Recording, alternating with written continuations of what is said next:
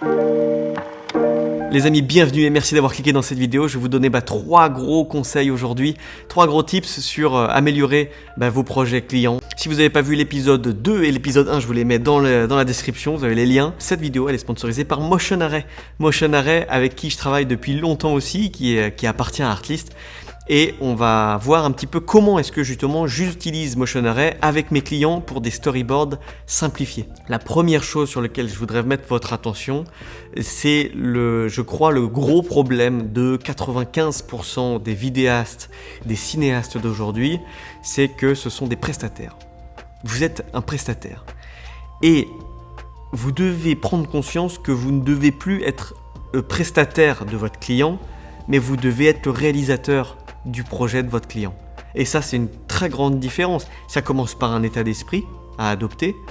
Mais déjà, si vous l'avez dans l'intention aujourd'hui, ça va changer pour vous, j'espère. Mais si vous restez prestataire d'un client, ça sera votre client le réalisateur. Ce sera lui qui pilotera tout le temps, ça sera ses idées, sa volonté, son ambition, les plans qu'il veut, etc.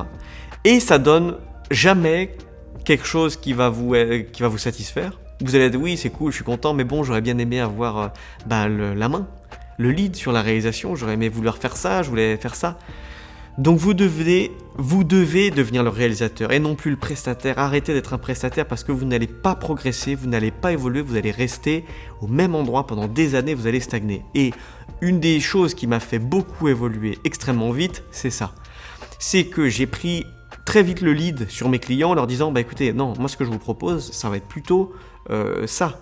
Parce que si vous parlez comme ça de votre produit, c'est bien, évidemment c'est bien, mais je pense qu'on peut faire mieux, on peut aller plus loin. Si on part du principe que on fait une structure en 3 actes avec un élément déclencheur, avec une intrigue de quête ou de voyage, etc. Bref, ça, masterclass publicité, on voit tout ça, la structure des scénarios.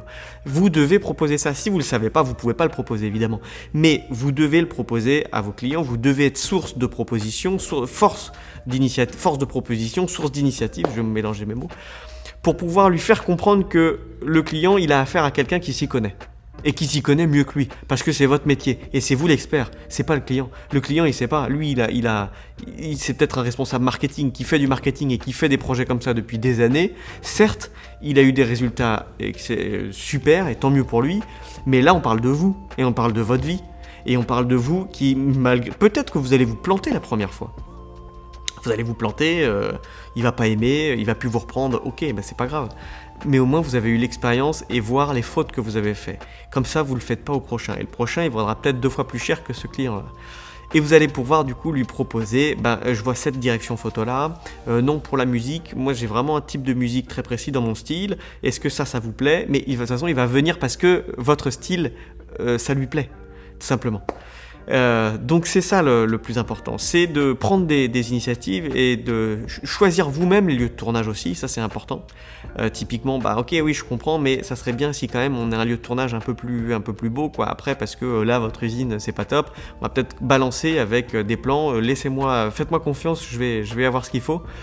Faites-moi confiance, je vais prendre le truc. Et puis vous faites confiance vous-même, et puis vous prenez le projet en main, quoi. Vous arrêtez de laisser votre client faire tout pour vous, votre client tout faire pour vous. Moi j'ai un problème avec un client, c'est que il veut pas payer pour cette prestation. C'est-à-dire que dans mes devis, tout ce qui est pré-production, scénario, storytelling, etc., ça coûte cher. Et il me dit, non, on va le faire nous-mêmes, parce qu'on sait ce qu'on veut. Donc ils le font eux-mêmes, donc on fait les trucs, et ça capote. Et il y a des problèmes après, en post-prod. Et donc moi, je fais du consulting ensuite, et je facture, du coup, le brainstorming, le consulting pour tout refaire. Mais c'est pénible, parce qu'ils s'en rendent compte qu'après. Mais bon, après, pour les pubs d'après, du coup, ça va mieux. Mais il y en a comme ça qui veulent pas payer. Et ça m'arrive encore, et ça m'arrivera toujours, ça arrivera toujours à tout le monde. Sinon, mes clients, ils me contactent parce que ils ont vu les scénarios, même si c'est moi qui guide le truc, vous avez quand même un brainstorming à faire avec le client parce qu'il connaît mieux son produit que vous, il connaît mieux ses consommateurs que vous, à vous d'aller vous renseigner sur les consommateurs, d'aller vous renseigner sur le marché et de pouvoir impressionner votre cliente, évidemment. Avant de passer au deuxième point essentiel pour améliorer vos projets, je voudrais vous parler de Motion Array et de mon utilisation en tant que créateur de contenu. Parce que je suis un créateur de contenu, même si je me vois pas tellement comme un créateur de contenu. Et je vais déjà vous dire la différence entre Motion Array et Artlist, parce que vous pouvez voir que sur la plateforme Motion Array, vous avez de la musique, vous avez du stock footage, etc. La musique sur Artlist est beaucoup plus travaillée, elle est beaucoup plus axée cinématographie, elle est beaucoup plus axée pour les projets de cinéastes, alors que sur Motion Array, elle est beaucoup plus simplifiée. C'est pas les points forts de Motion Array. Les gros points forts de Motion Array, c'est sur les photos, le stock footage photo, c'est sur les graphiques, les templates pour Final Cut, pour DaVinci, pour Premiere, vous avez tout ce que vous voulez sur Motion Array. Et comment j'utilise, moi, c'est surtout au niveau des photos, parce que je fais des storyboards simplifiés pour mes clients quand il n'y a pas le budget, quand ils ne développent pas les budgets pour faire pour mon illustrateur, pour qu'on dessine, ou pour que moi je dessine, parce que je fais facture aussi, ça. Même si je dessine pas très bien, j'utilise des storyboards simplifiés. Ça va beaucoup plus vite et je prends tout mon stock footage sur Motion Array. Et c'est vraiment très pratique parce que c'est hyper quali et ils ont une bibliothèque mais genre monstrueuse. Et ça, pour ça, c'est vraiment top. Je vous laisse checker ça dans la description. Vous avez 2 mois offerts avec mon lien d'affiliation. Je vous remercie énormément si vous passez par ce lien. Et on continue. Le deuxième point qui va vous permettre d'améliorer vos projets publicité et documents, c'est les films corpo. Ça va être la douceur dans l'image. Parce que vous tendez vers quelque chose de cinématographique un minimum, si vous êtes sur cette chaîne, si vous me suivez, si vous aimez mon style et ce que je fais. On est tous un petit peu animés par la même passion de l'image et la même volonté de faire quelque chose de cinéma, de beau. Et pour ça, c'est la douceur. La douceur, je vais résumer un petit peu tout ce qui fait la douceur d'une image parce que je vois encore beaucoup de choses qui ne sont pas absorbées, qui ne sont pas intégrées par beaucoup d'entre vous, disons les plus débutants, et je vais refaire un gros récapitulatif. La douceur dans l'image, c'est plusieurs choses. 1. L'objectif, c'est vos objets. Vos objets, ils vont avoir une netteté plus ou moins prononcée. Donc plus vous allez vers des objectifs cinéma avec une qualité de lentille travaillée, ça a un prix évidemment et vous pouvez les louer, plus vous aurez une douceur dans l'image qui va s'installer, qui va pouvoir contrebalancer peut-être un capteur qui est trop net. Je pense forcément aux hybrides qui ont une certaine netteté, que ça soit Fuji, Sony, Canon, Blackmagic, etc.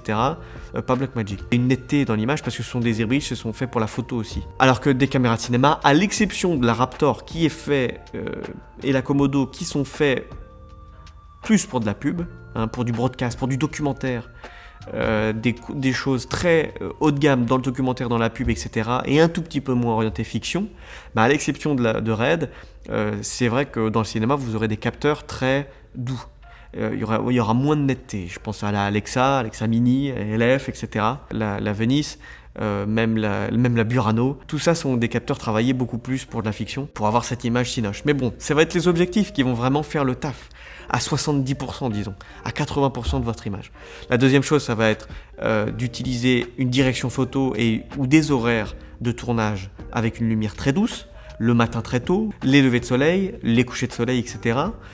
Ou alors d'avoir une lumière extrêmement bien diffusée, ou alors de travailler avec du LED et de, évidemment, travailler par de la réflexion, avec des miroirs Dedolight, ou avec beaucoup de diffusion, pour avoir quelque chose de très doux qui va s'installer dans la lumière. On a une autre chose aussi, ça va être les filtres que vous allez utiliser, que ce soit du Black Promise, du Glimmer Glass, du White Promise, etc. Il y en a un paquet à connaître et il y a une vidéo qui arrive sur ce sujet, les amis. Et du coup, on va un peu voir tout ça au niveau des filtres. Mais les filtres, ils vont jouer énormément de choses dans la diffusion de la lumière dans le capteur, avant qu'elle passe à travers l'objectif, pour pouvoir adoucir tout ça, apaiser tout ça, lisser les peaux, enlever les rides. Ça va être vraiment important de l'avoir en tête et de s'équiper en fonction. Pour les sujets, ça va être également le maquillage. De maquiller vos sujets, maquiller vos interviewés. S'ils veulent pas, tant pis pour eux. j'ai envie de dire, tant pis pour eux, tant pis pour vous parce que vous aurez une image un peu moins classe, mais c'est important parce que il y a un travail de maquillage extrêmement important et un travail de costume aussi, de mise en scène qui va permettre cette douceur dans l'image. Mais encore plus loin aussi, mon cinquième point, ça va être sur la composition. La douceur dans l'image, elle passe par une belle composition et la composition de votre premier plan, moyen plan, arrière-plan, etc. sur comment est-ce que vous contrastez, comment est-ce que vous détachez, comment est-ce que vous créez la profondeur, etc. Bah, tout ça, ça va permettre un bokeh qui va avoir cette douceur, le bokeh relié aux capacités de votre objectif, donc la boucle est bouclée, vous avez toutes les solutions pour avoir une image beaucoup plus douce. Je passe du coup à mon troisième point pour améliorer vos projets clients, les amis. Je vous donne mon retour d'expérience sur tous les projets que j'ai faits jusqu'à présent. À chaque fois, j'intégrais dans les scénarios, dans mes plans, dans mes storyboards, des choses que je n'ai jamais fait. Donc je sortais de ma zone de confort à chaque fois. Ça me permettait d'aller chercher des compétences, d'aller maîtriser un autre truc, un autre matériel, un autre horaire, un autre décor, des autres costumes, etc., des autres interviews, des autres setups en direction photo, un nouveau type d'éclairage qui me permettait toujours d'améliorer et d'aller plus loin, de progresser. Donc je sors ma zone de confort à chaque fois. Typiquement, j'ai pas besoin de mettre une grue dans un appartement parisien qui va nous mettre des plombes, enfin pas des plombes installées, c'est parce que c'est assez rapide au final cette grue, c'était assez rapide, mais qui est lourde, qui est pénible, qui prend une voiture en plus à transporter, disons la moitié d'une voiture parce qu'on a enlevé des caisses et on l'a mis un peu comme voilà. J'avais pas besoin, mais je l'ai fait pour aller chercher encore d'autres images, avoir des plans et puis aller maîtriser encore quelque chose et puis me tester. Alors c'est peut-être une erreur parce que j'aurais peut-être pu prendre un Steadicam ou j'avais peut-être pas besoin de faire des plans comme ça ou j'aurais pu prendre une grue, une autre grue, une nouvelle grue.